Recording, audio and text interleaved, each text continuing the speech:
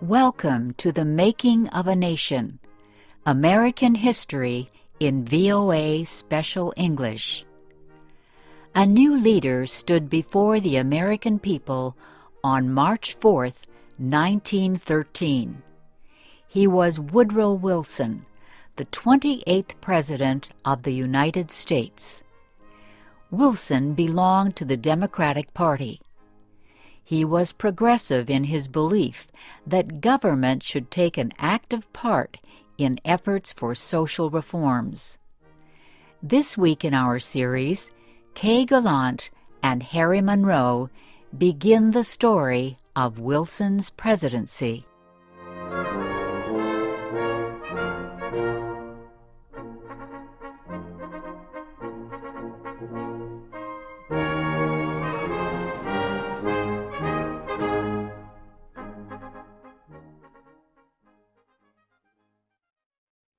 Woodrow Wilson had spent most of his life at Princeton University. First, he was a professor. Then, he was university president. Next, Wilson was elected governor of the state of New Jersey. His early success as governor made him a leading candidate for the Democratic presidential nomination in 1912. Wilson traveled widely around the country during the campaign. He made speeches to many groups.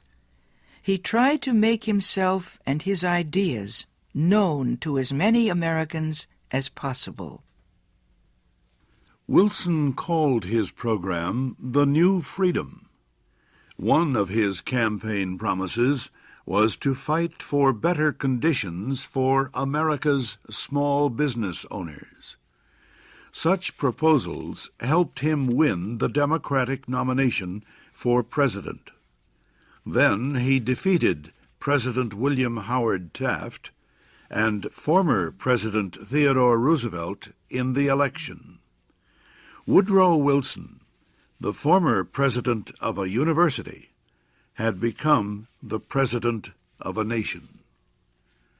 The largest crowd in Washington, D.C.'s history welcomed Wilson outside the Capitol building on the day of his inauguration. He called on the American people to join him in making the country a better place. "Our duty," Wilson said, "is to correct the evil without hurting the good. I call all honest men, all patriotic, all forward-looking men to my side."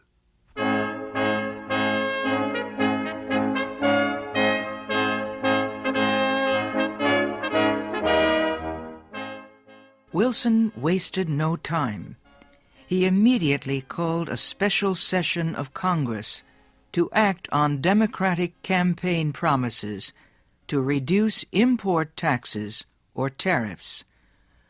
Wilson felt strongly about the need to reform these taxes. He broke tradition by leaving the White House to appear before Congress in person to appeal for his tariff proposals. Many members of Congress opposed Wilson's plans, but the new president used the results of a Senate investigation to win the fight.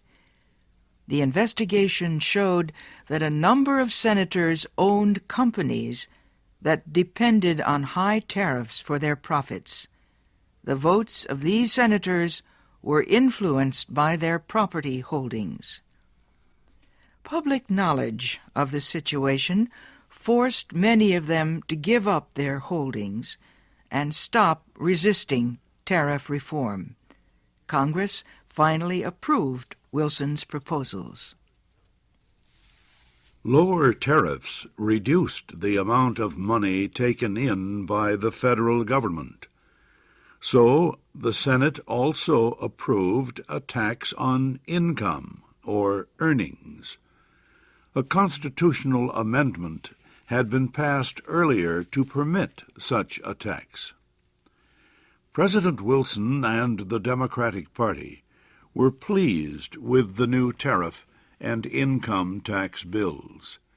But they were far from finished. Next, they turned their efforts to reform of the banking industry. For several years, many people had recognized the need for changes in the banking system. The old system of uncontrolled private banks had developed years earlier, before the United States became a major industrial nation. Many people agreed that a more modern system was needed, but they could not agree on details. President Wilson said control of the nation's wealth was held by too few men. He noted a report that said just 2 men controlled 10% of the total wealth of the United States. Wilson said the nation needed a money supply that could be increased or reduced when necessary to correct economic conditions. He said a method was needed to let banks help each other during economic emergencies.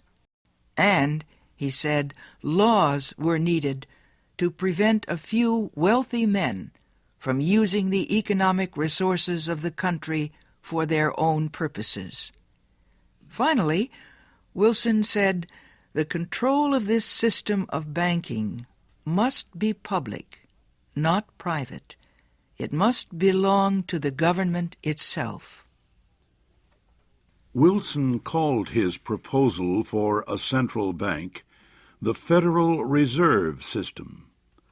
Under the plan, the nation would be divided into 12 areas. Each area would have its own Federal Reserve Bank. These area banks would not do business with the public.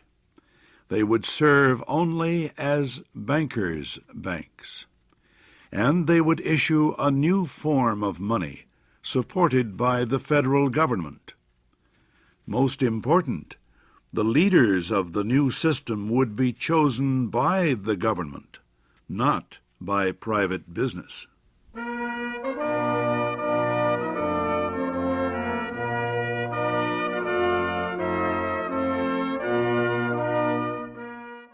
Bankers, business leaders, and their representatives in Congress sharply criticized President Wilson's proposals.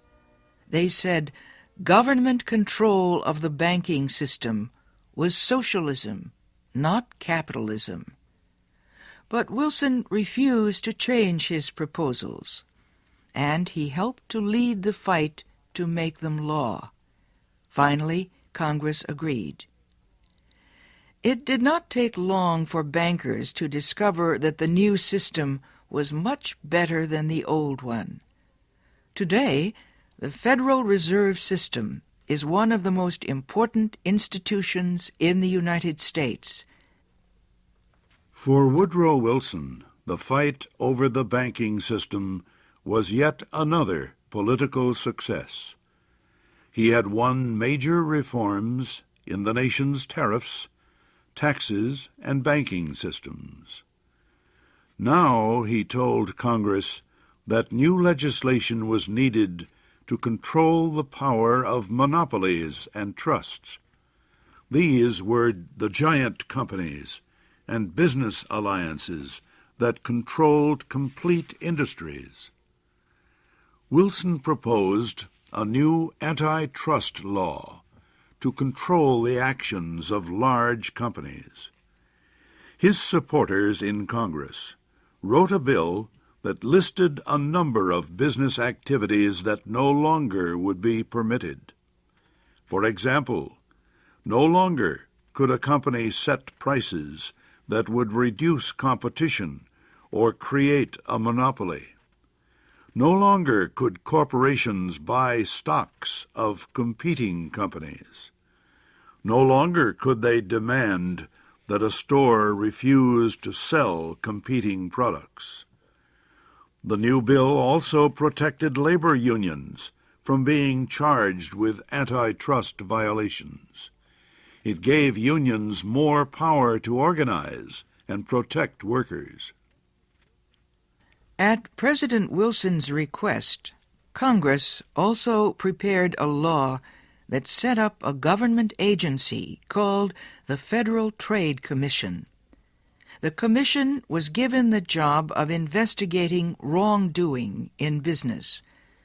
It had the power to force companies to obey the new antitrust laws and other rules. Both the antitrust law and the Federal Trade Commission help protect small business owners from the power of business giants. Once again, the proposals caused fierce debate, but once again, Congress finally voted to give Wilson most of what he wanted.